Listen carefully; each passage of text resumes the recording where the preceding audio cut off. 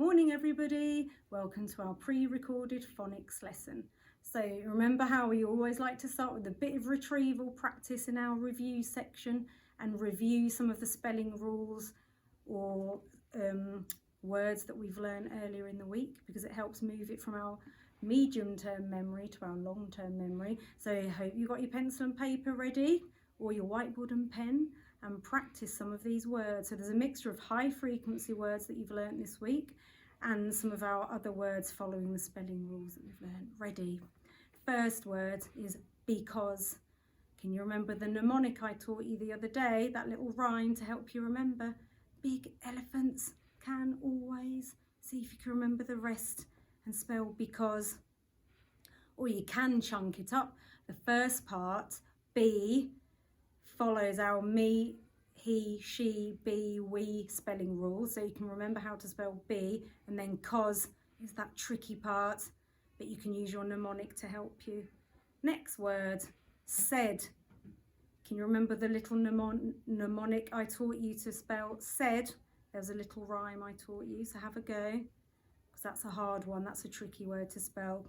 And next, just a couple of words that I've taught you this week on the spelling rules that you've learned, and the first one is world. World. So remember that sometimes or sounds like after W, so that was that spelling rule. And the next word is glove, and that's going back to our rule of v. When you hear v at the end of a word, V and E always go together. You never have a V on its own at the end of a word unless it's a shortened word. Otherwise, V and E stick together. So remember that. Okay. Now in a second, I'm going to take control of the videoing, because I'm going to get Mrs Hurst to be silly again, because we like it when Mrs Hurst is silly. Notice how I always get Mrs Hurst to be silly, and Mrs Pelosi is a sensible one. Mrs Hurst loves to be silly. So we're going to go over verbs. So remember, verbs are actions and they're doing words, and when they are in the present tense, they're just those bossy verbs. You're doing it now in the moment. So I'm going to show you now by making Mrs Hurst act out my verbs. You ready? I'm going to take control of the videoing now. This is where Mrs Pelosi gets to boss Mrs Hurst around with her bossy verbs. Ready? Mrs Hurst, walk. Dance. Hop. Jump. Sit. Drink. Sleep. Thank you, Mrs Hurst.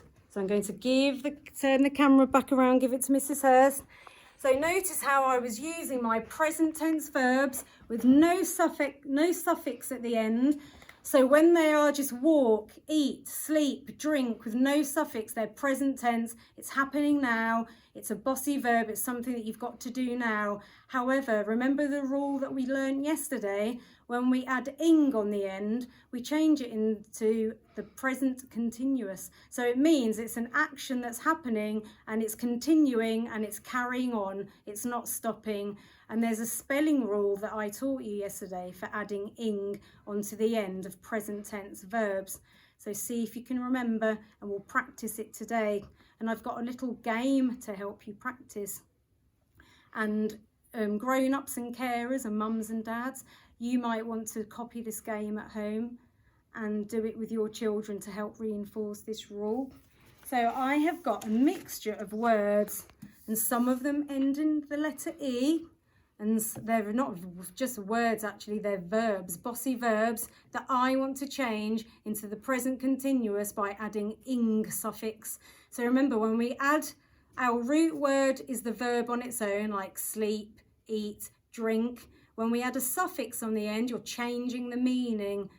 So you're having the root word on its own, which is the verb on its own, like walk. They're the root words, the main part.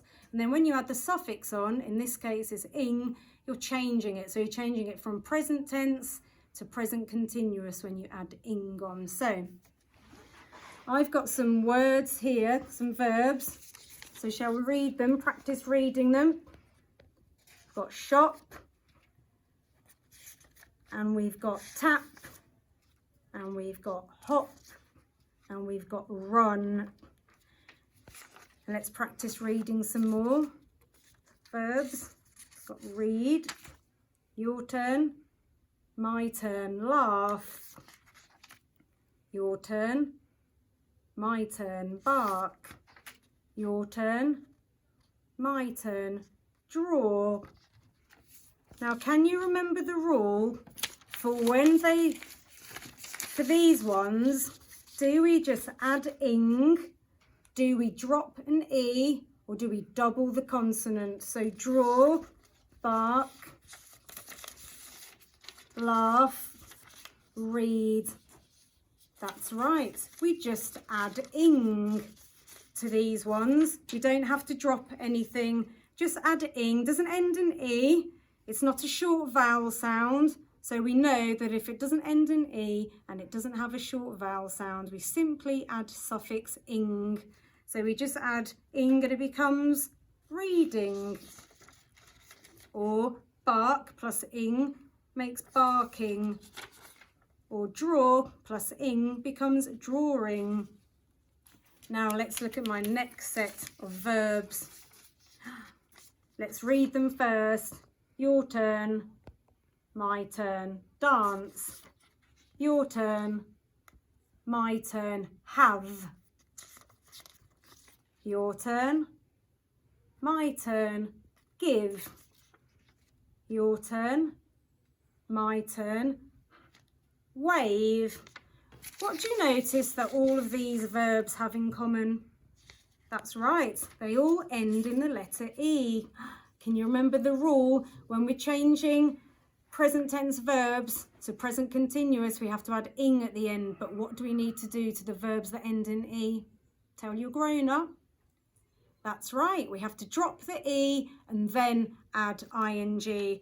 So dance would become dancing, but without the E. And have would become having, but without the E. Give would become giving without the E. And wave would become waving without the E. And last set now of these verbs. Now these verbs contain short vowel sounds.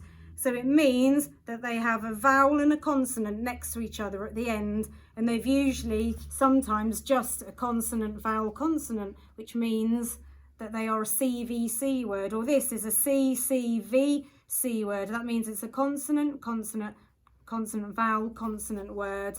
And these are all the ones that tend to have short vowel sounds. So what's the rule for words that have short vowel sounds? See if you can remember. Tell your grown up. And now let's read them. Your turn, my turn, shop. Your turn to read, my turn, tap. Your turn to read, my turn, hop. Your turn to read, my turn, run.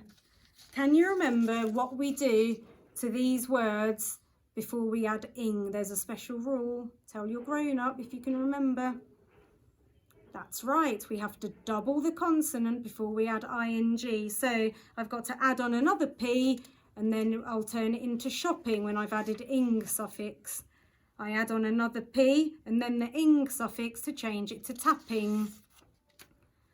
I add on another P to hop and I add ing to change it to hopping.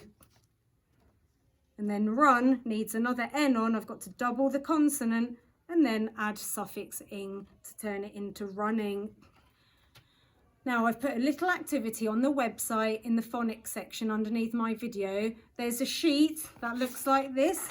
You can either print it out or you can just write the names onto a piece of paper. Mums and dads can help you, but you do this in school on your own and you know how to put lines in and turn them into columns. And it says drop the E and add ing, just add ing, or double the consonant and add ing. I've also put these words onto a sheet in the same area, in the phonics area, and I would like you to put the words into the right sections, depending on which spelling rule that the verbs that I've given you follow. And then I'd like you to pick one from each section and put them into a sentence of your own. So instead of me telling you the sentence today, I want you to do it independently. Okay? And then you can send us the work that you've done on Seesaw. We look forward to seeing your work. Happy writing. Bye.